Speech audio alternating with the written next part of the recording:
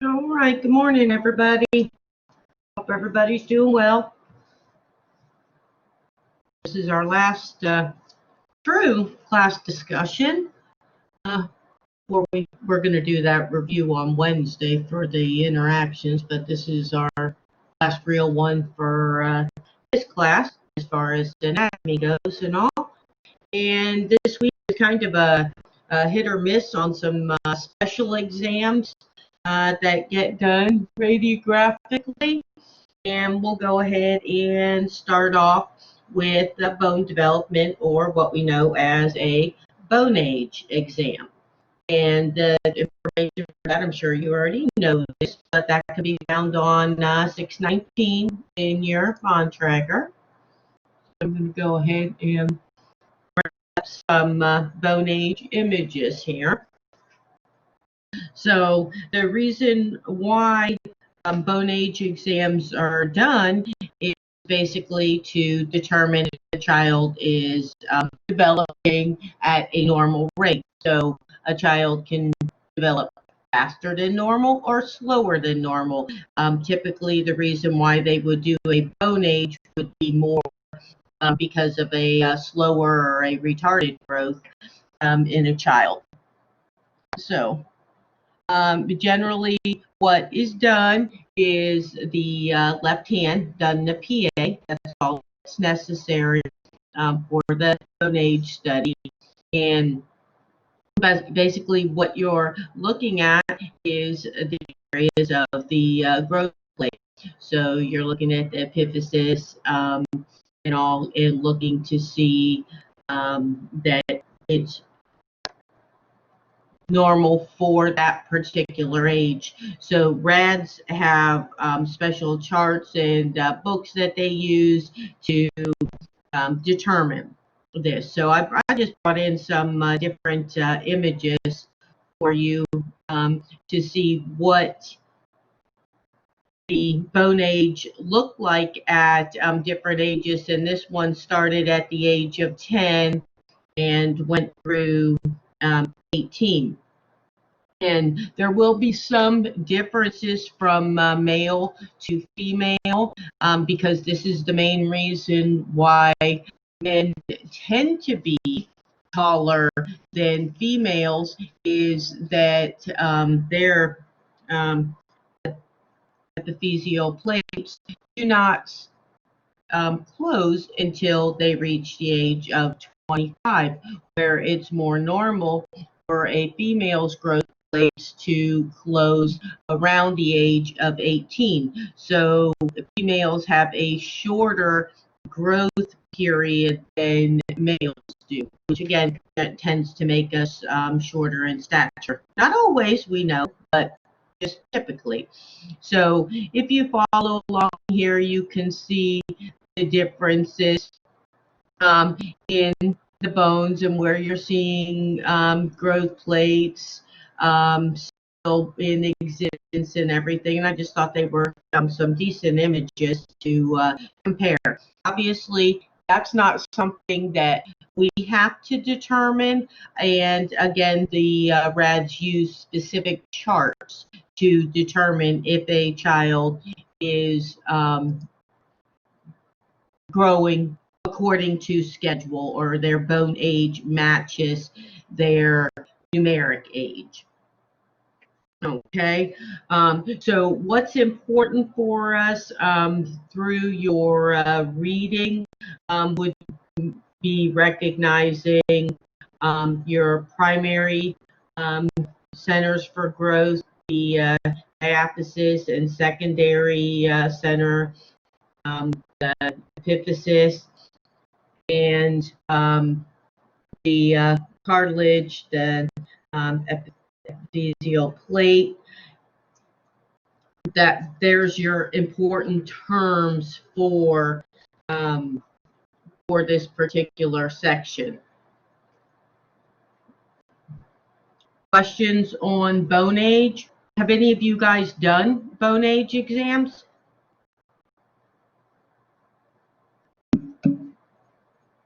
Good. Yeah, Pilar, no, but Christian, yes. Okay, you've seen it. Yeah, it's an easy exam to do. I mean, what's so hard about doing a PA scan, right? It's pretty darn simple.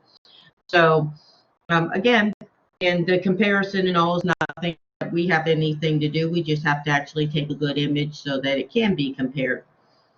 Okay. If I don't have any questions from that, what I'll do is go ahead and move into the bone survey.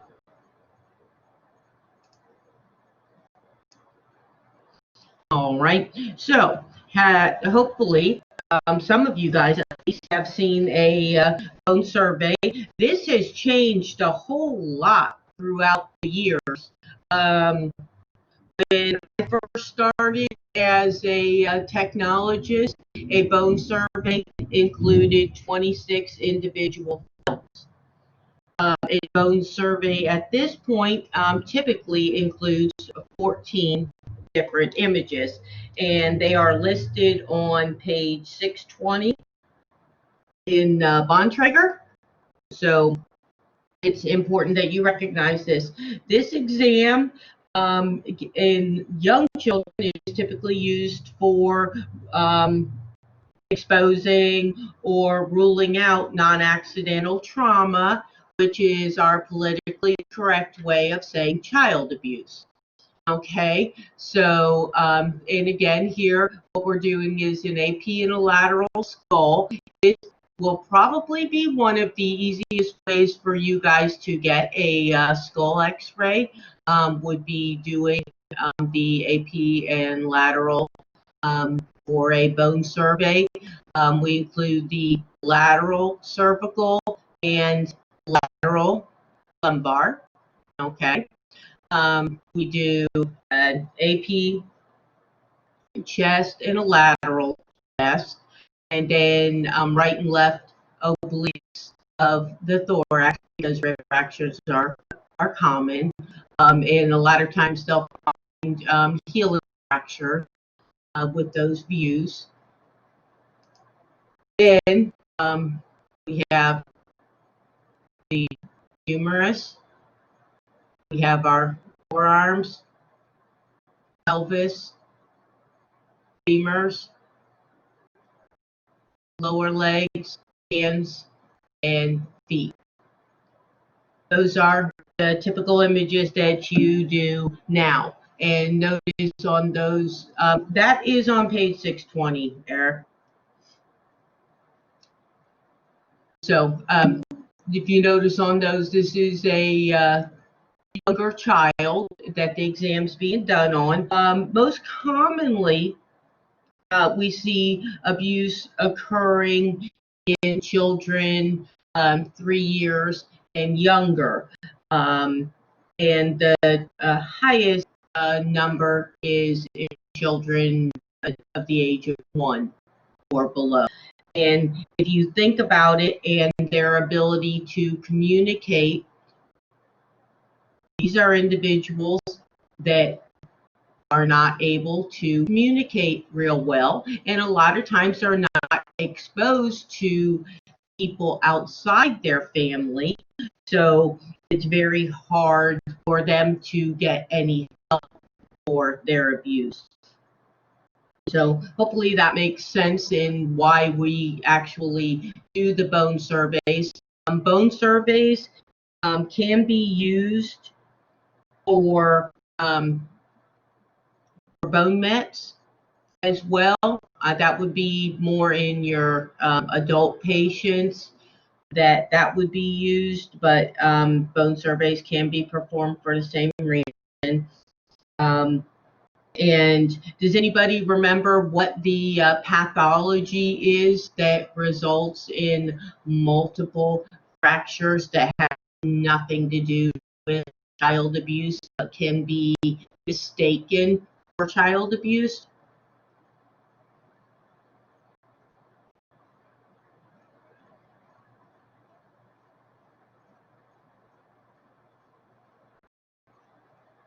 There goes my crickets. I can tell it's Monday morning. Yes, thank you, Amy. Yes, osteogenesis imperfecta.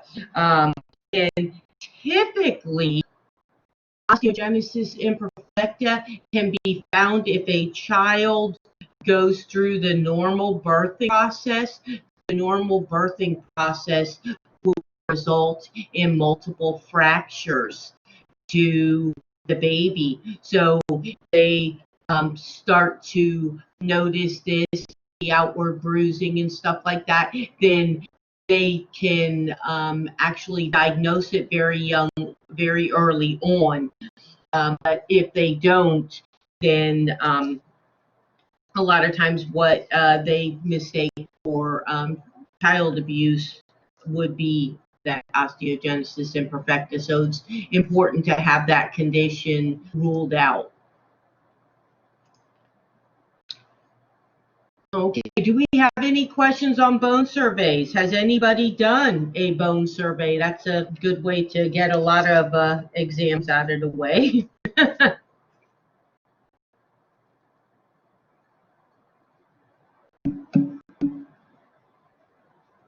Okay, yeah, definitely try to do them, especially if you see them while you're out on this rotation and next, because it will really help you to develop your flow as a technologist to do the bone surveys, because A, we're trying to do them quickly, and B, we should be doing everything we can do AP and get that done, and then any of our laterals and obliques done. So it's actually good for us for developing our skills and getting a real good flow to do in exams. So don't ever shy away from them. They're a good exam to do. Okay, now the next and really the last thing that we have to cover for this week is what is referred to as orthoroentgenography. It's a mouthful, right? And what this means is straight or right angle radiographs. So what we're doing is generally measuring a limb, the entire limb. It can be upper limb or lower limb. What's most common for us is doing the lower limb, and they can be done two different ways. This might be the more common way that you would see it now. Would be in sections where you're doing an exposure. This is a Bell-Thompson ruler. It's important that you know the name of this ruler. This is a Bell-Thompson ruler, and it's used for your leg lengths and all that kind of good jazz. Leg length, upper limb length, any discrepancy in the limb lengths. So you can see here by the measurements that we have a left side that is higher than the right side at the femoral head. The second image is at the knee.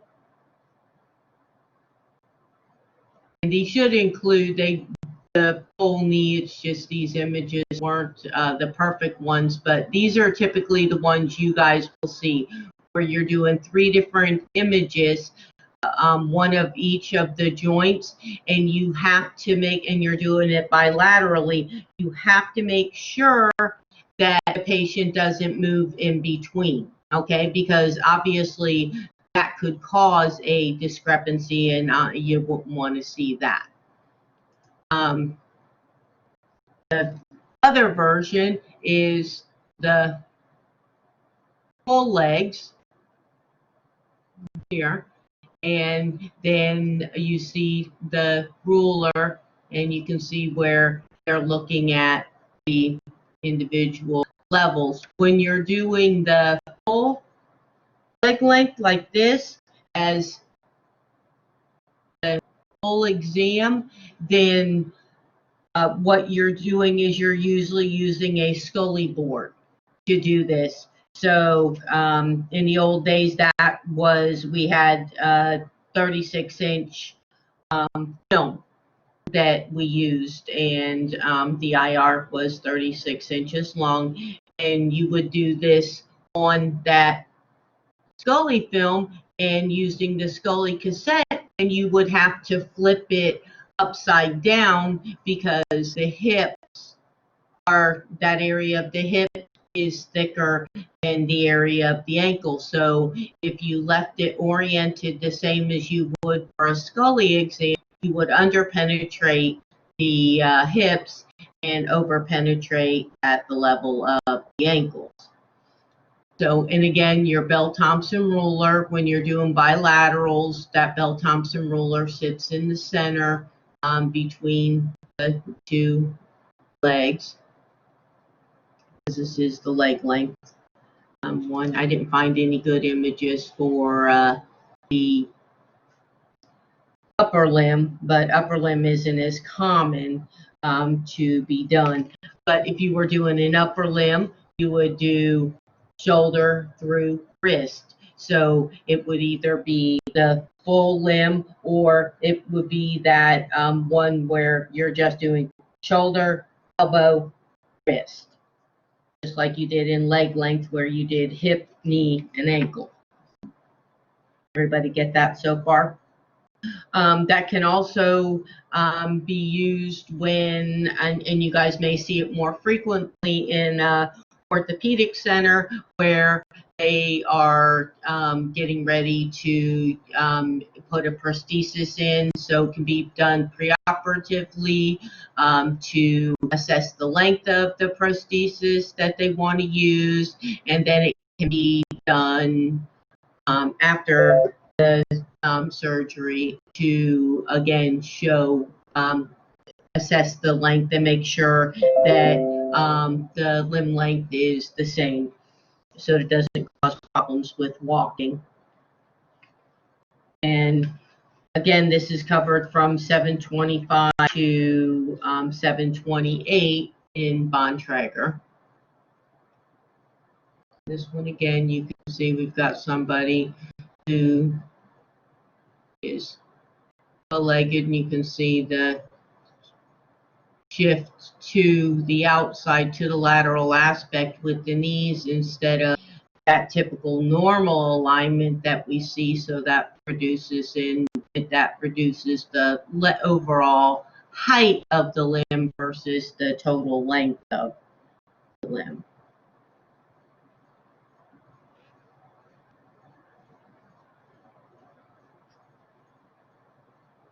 So, and again, the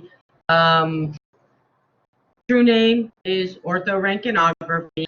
The ruler that's used is a Bell-Thompson ruler, and they actually can do, if there's a significant limb discrepancy.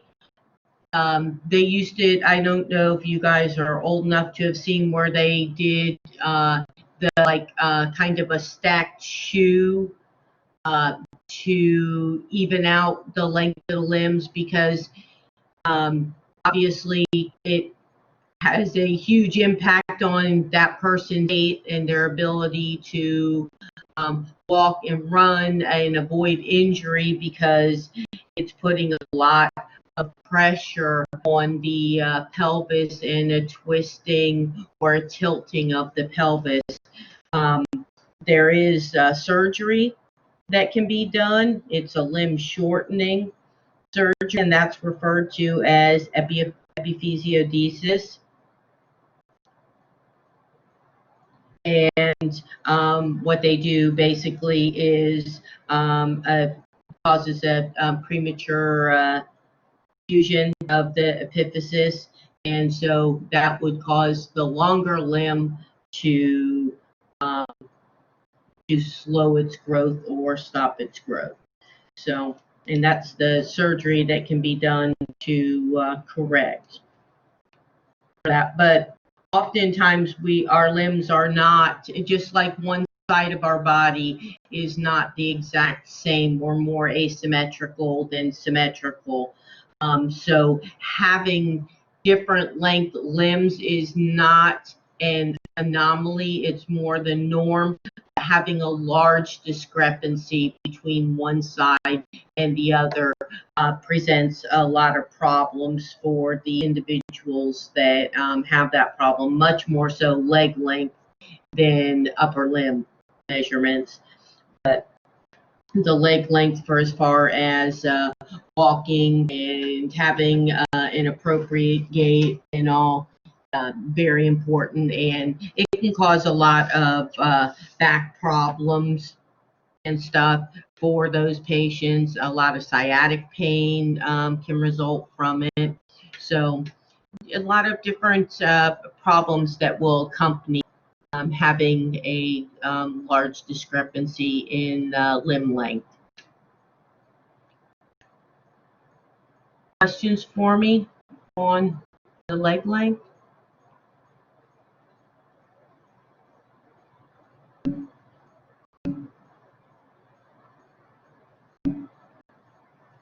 Okay, not like these were real hard topics this week, that's for sure. As long as you did your reading in advance, shouldn't have been talking about anything you didn't know, and just providing a few extra images here and there so that you could see what I was talking about while I was talking about it. One of the things when we're doing this older style leg length exam, this is typically a standing leg length exam, whereas the other does not necessarily have to be done standing, but they typically will be, especially at orthopedist's office or something, they will be done standing. So it just depends, but the older style, definitely they were all done standing. So.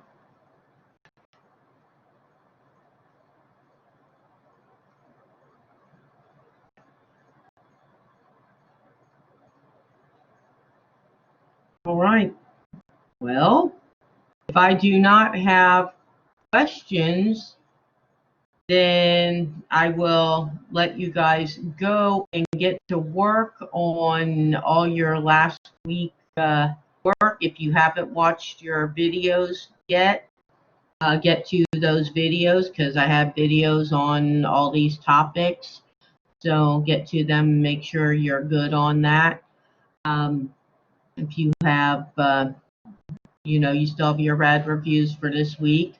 If the workbooks aren't done, now's a great time to finish off those self-tests so that when you see me tomorrow, you can show them to me. Thursday will basically be the last time that you'll be able to show them to me on ground, and I'll be in probably from 9 to 11 on Thursday because that'll overlap the times you guys are coming in to meet with Ms. Stevenson. So if you want to come by and show me the workbooks that day that they're completed, do it that day. I'll be there. Like I said, should be for about a 2-hour window that day. And other than that, we'll be doing the final on Friday. Post-test is on, just the final on Friday. Post-test will be on Wednesday, and I'll do that Wednesday morning. I think I had it on the schedule for 8 a.m. for the post-test because we have our interaction review session on Wednesday at 9:15. So still have a busy week. Lots of stuff to get done. So if you're not up to date, now's your chance to do your big push and get everything done. Okay, questions for me?